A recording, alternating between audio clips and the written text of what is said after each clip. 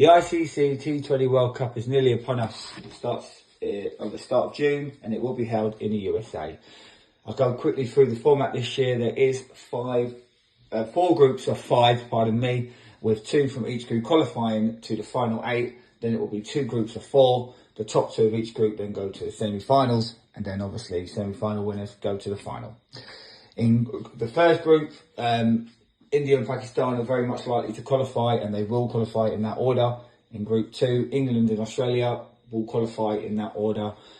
When it comes to the third group, I expect this one to be a bit tighter, but New Zealand will qualify alongside West Indies. They will just pip Afghanistan for that second spot. And when it comes to the final group, South Africa will qualify alongside Bangladesh, who will just pip Sri Lanka. If it does come like that, then the final two groups will be like this. Group A will be India, Australia, New Zealand and Bangladesh.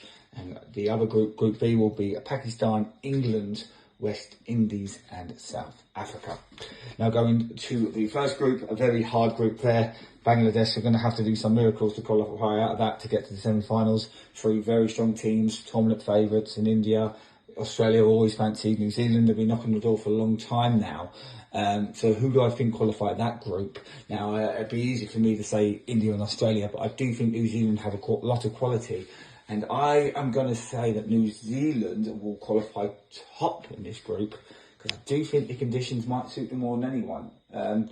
Not sure about India being consistent, but I do think that they will just edge Australia.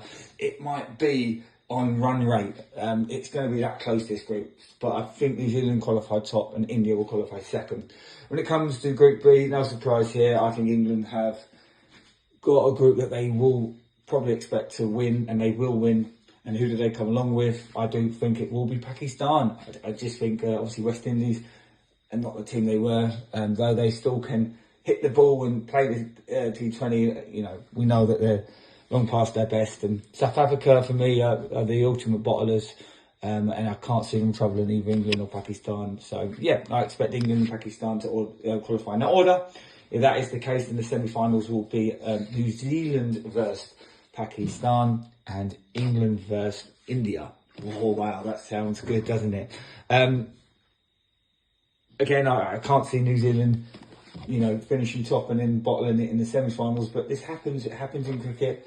Look at India. They looked like they were going to win the World Cup last year and ended up losing the finals to Australia. So just because a team wins the group and wins every game or controls most of the tournament doesn't mean that they can't lose a one-off game against another good team. So I do expect New Zealand just to edge this one against Pakistan, and they will go to the final.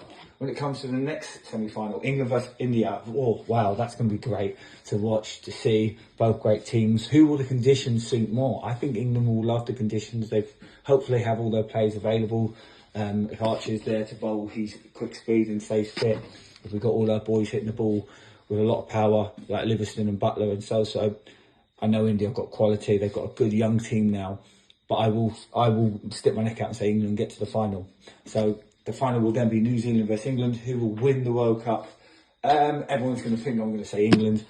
I'm going to say it's going to be a great game, but New Zealand finally win an international trophy. I think New Zealand will win the World Cup this year, the T20 World Cup, and they will beat England in a thriller in the final. So who do I think wins the World Cup? New Zealand.